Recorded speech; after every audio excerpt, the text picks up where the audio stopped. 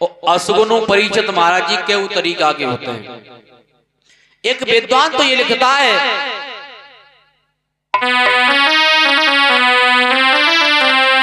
अरे केल चलत काऊ मार्ग में,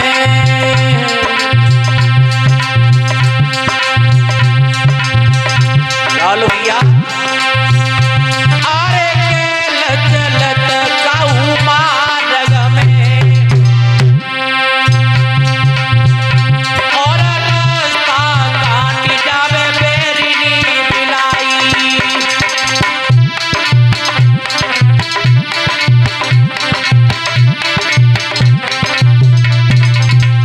अगर परीक्षित महाराज कहूं सज बज की दायरे होए और बिलैया आगे से निकल जाए तो क्या कहते हैं? असुगुन है वो। अरे केल चलत काऊ मार्ग में, और रास्ता काट जावे बेरिनी बिलाई। और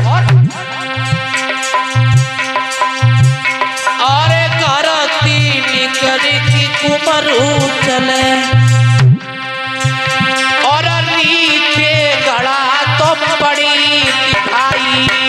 अरे घर से निकल के कुमर चले, और नीचे गड़ा तो बड़ी दिखाई।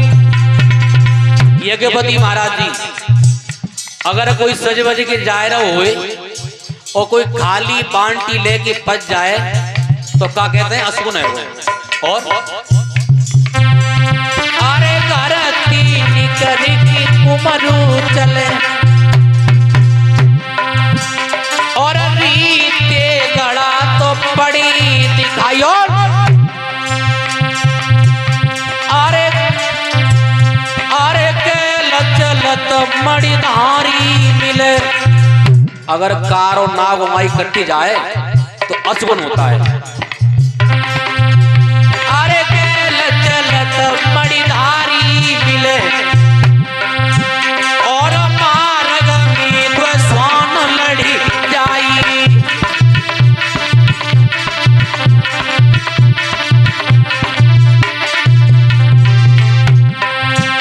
और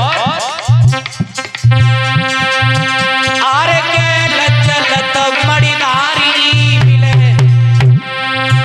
और मार्ग में द्वैस्वान लड़ी जाई। और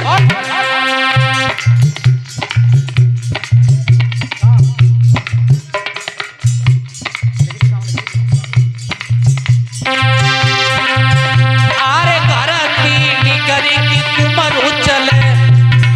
परीक्षित महाराज जी, भागवत संकेत करती है क्या? अरे घर की निकरी की कुमरू चले, और पत्नी बेबेनी रूप आई।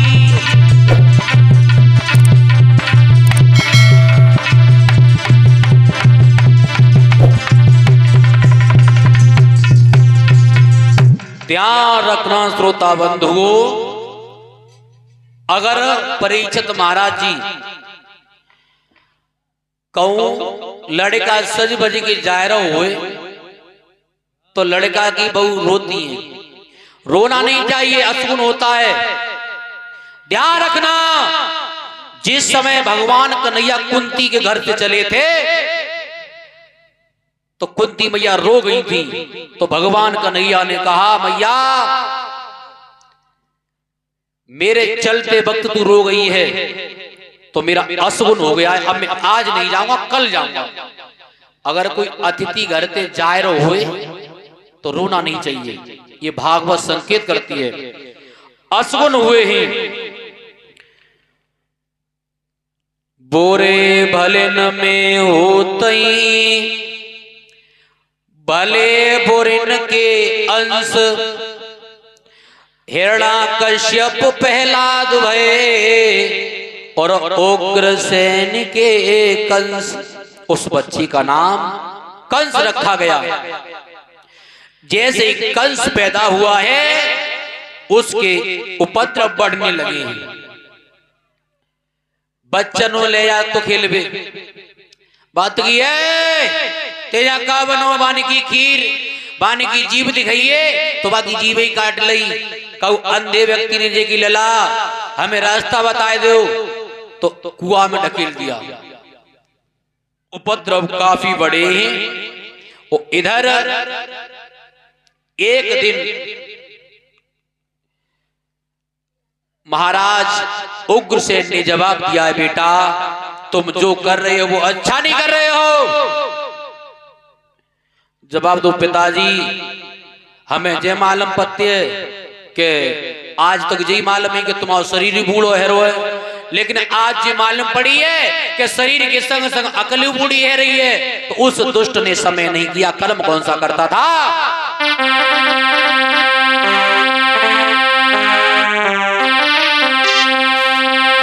जाको नेक और दया नहीं आई,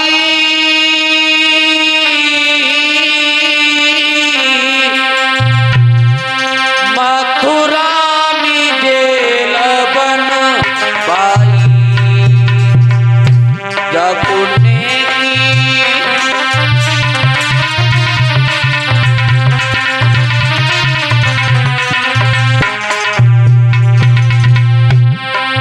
भैया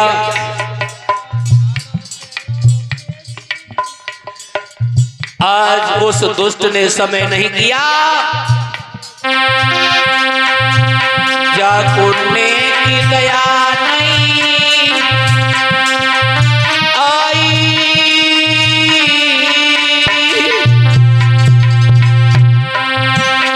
मथुरा में जेल बन पाई। जाको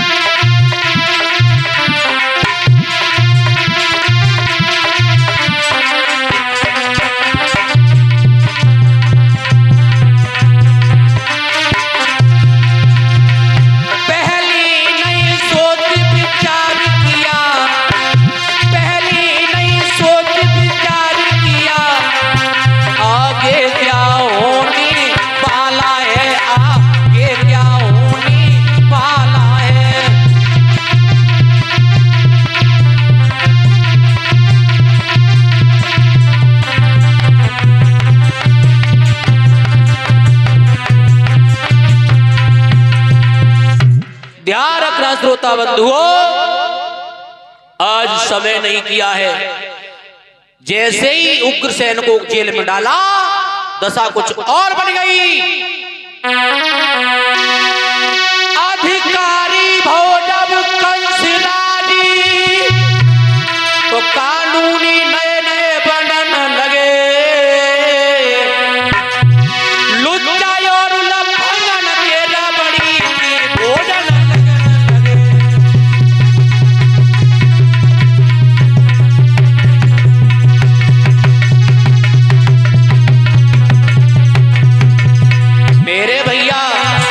दशा कुछ और बन गई।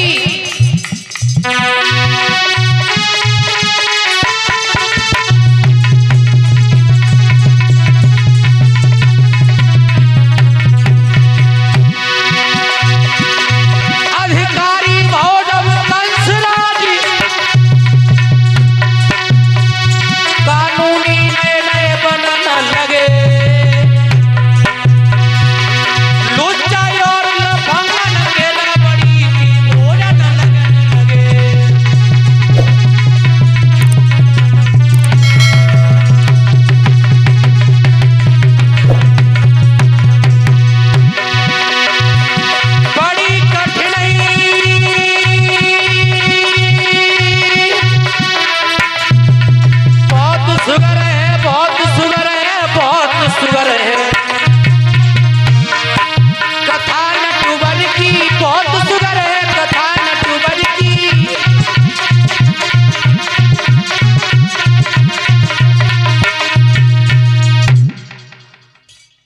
अधिकारी भो जब कंसिराजी, कानूनी नए नए बनन लगे, लुच्चा और लफंगन के रबड़ी से भोजन लगन लगे। ध्यान रखना श्रोता बंधुओं, उपद्रव बढ़ने लगे और पृथ्वी त्रायमाम त्रायमाम कर रही है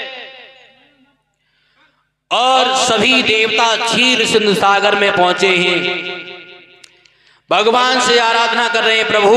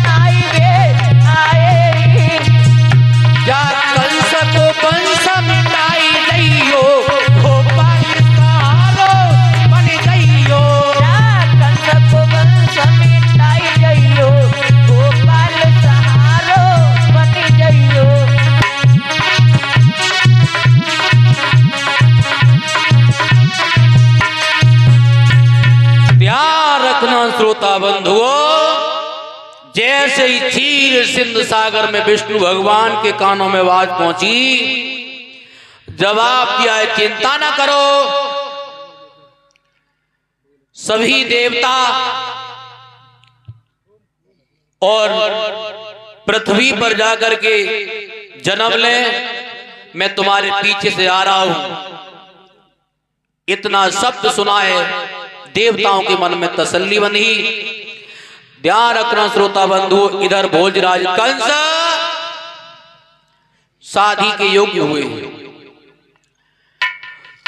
और ऐसा ही नहीं, इधर जरासंध महाराज की 2 पुत्रियां थी, अस्ति और प्राप्ति, दोनों शादी के योग्य हुई हैं। तो जवाब दिया सभा के लोगों, मेरी दोनों पुत्रियां सब शादी के योग्य हो गई हैं, कोई सुंदर सा घर वर बता दीजिए। और परीक्षित महाराज जी, सुंदरता ही देख ली जाती है और बल अजमा लिया जाता है। तो जवाब दिया महाराज एक कर्म कर दीजिए। कौन सा?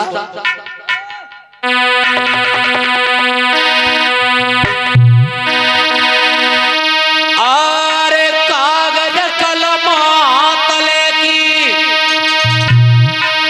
एक पत्र देव लिखवाई रे।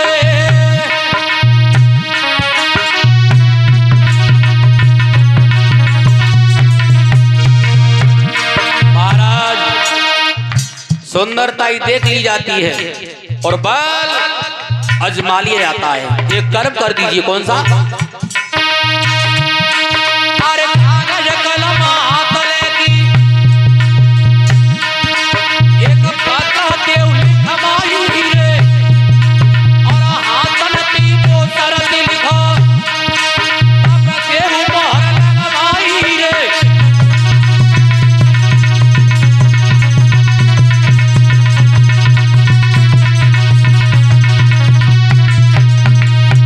उस खत में, चिट्ठी में और पाती में एक ही बात लिखो, कौन सी?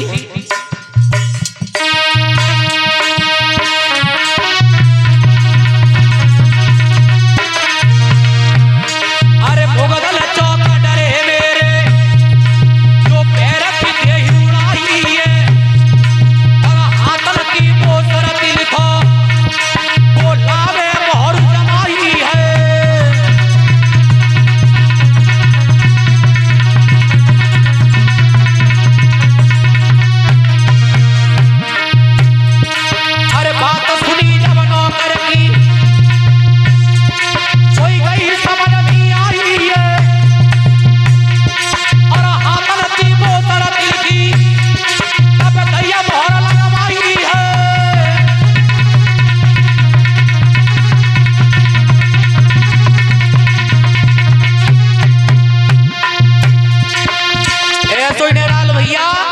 वो पत्र कहाँ गया?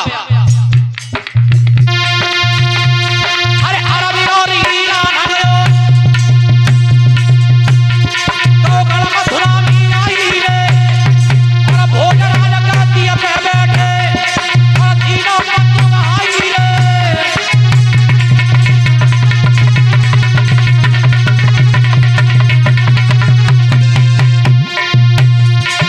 हाथ नमी को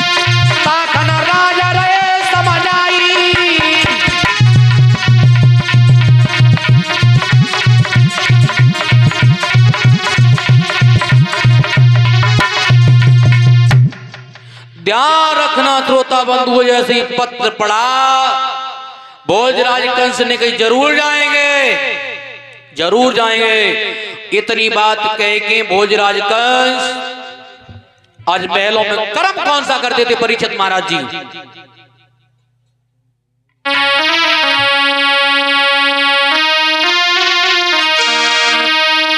अरे सुनो भूपधारी ध्यान खोल दइए, और काया की परदी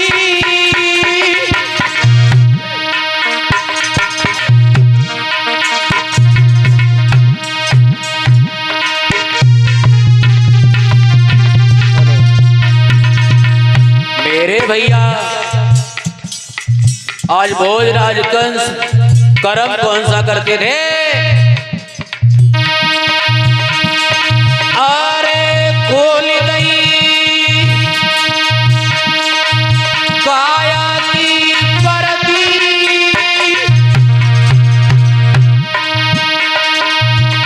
और मथुरा के महाराज लगाई गई है सब तनती आलती।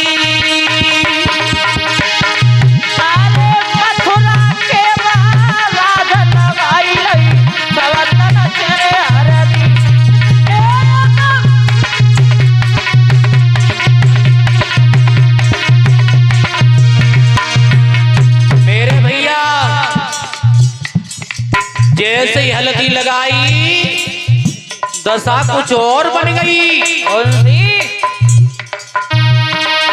अरे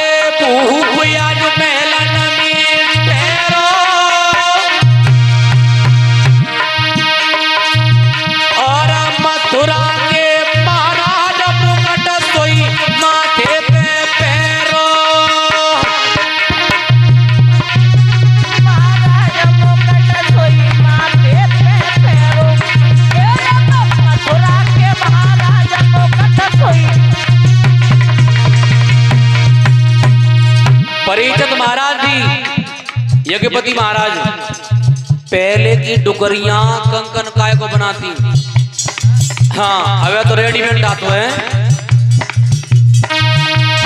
कलियारे की कुट चून की भूसी आम को पत्ता,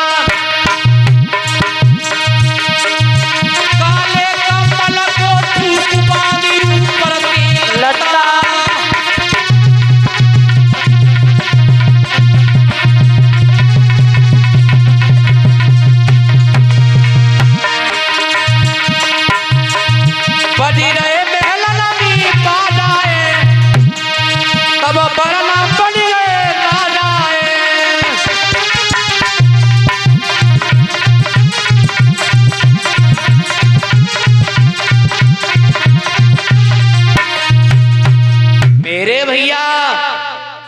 जैसे ही बरना बने और बारात चली और इतने परिचित महाराज जी दशा कुछ और बन गई।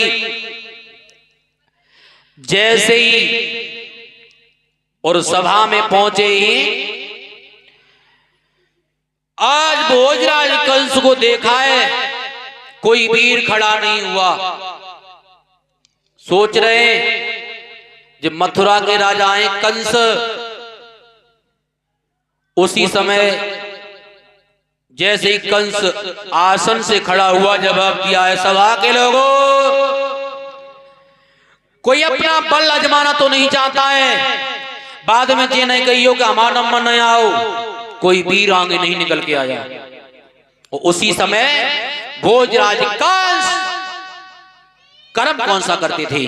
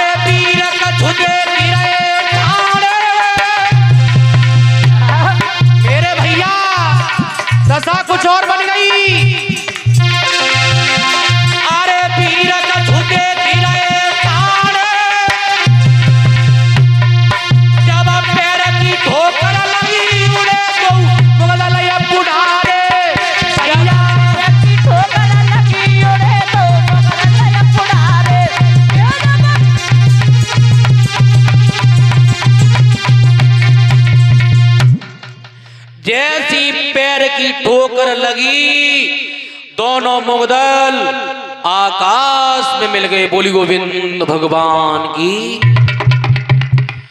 जैसे ही आकाश में मिले तब तक जरासंध का मित्र था काल्यवन। काल्यवन भाग करके आया है, जवाब दिया ठहर जा। अरे बातें क्या कर रही हैं? ध्यान रखना श्रोता बंधुओं, काल्यवन समझाए कि बोला है क्या?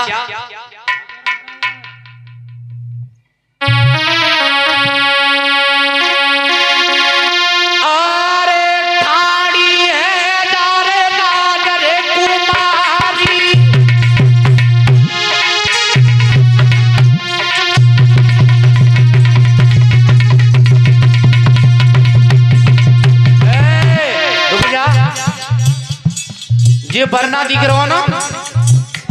हाँ ये ताकतवर तो रही है, ये जादू मंत्र जानते हो है। हाँ समझाए के बोले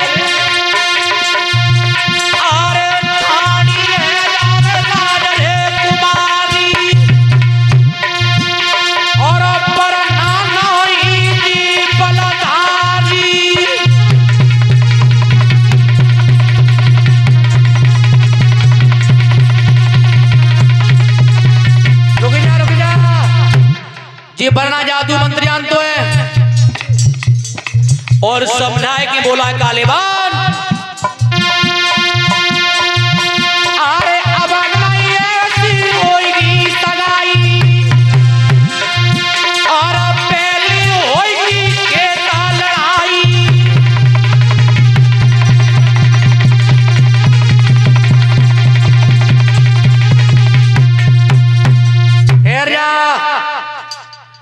जे वरना कछु जादू मंत्र जानतो है ताते दोनों मुगदल आकाश में मिलाए दे। जवाब तो महाराज कंस ने कही कि जी बताओ तुम ताकतवर समझो कैसे? तो जवाब दिया है मैं ताकतवर तब समझूंगा मेरा हाथी खड़ा है, इस हाथी को तू परास्त कर देगा तो मैं समझूंगा तू ताकतवर है। मेरे भैया भोजराज कंस ने की महाराज ऐसी कोई शर्त तुमने लिखी तो नहीं, लेकिन चलो तुमने कहा है तो छत्री कभी अपनी ताकत को छुपाता नहीं है। आज भोजराज कंस कर्म कौन सा करते थे?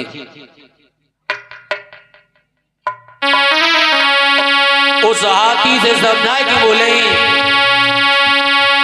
अरे तेरो मेरो होएगो याद खेतनी में संगी राम।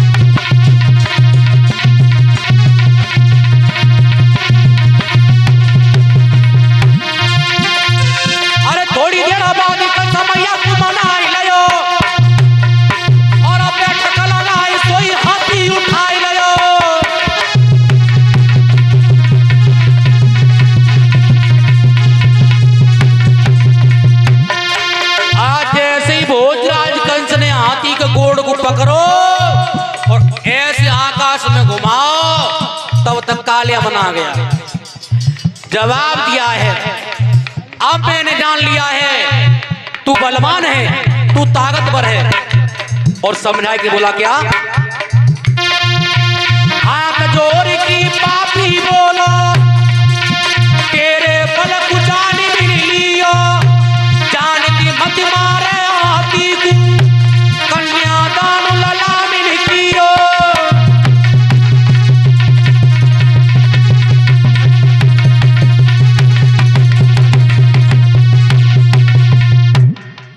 लला जहां हाथी है जानते मत मार। मैंने तुझे ये हाथी दान में दे दिया है, कन्यादान में। ये वही हाथी था जिसका भगवान कन्हैया ने वध किया था। बोलिए गोविंद भगवान की।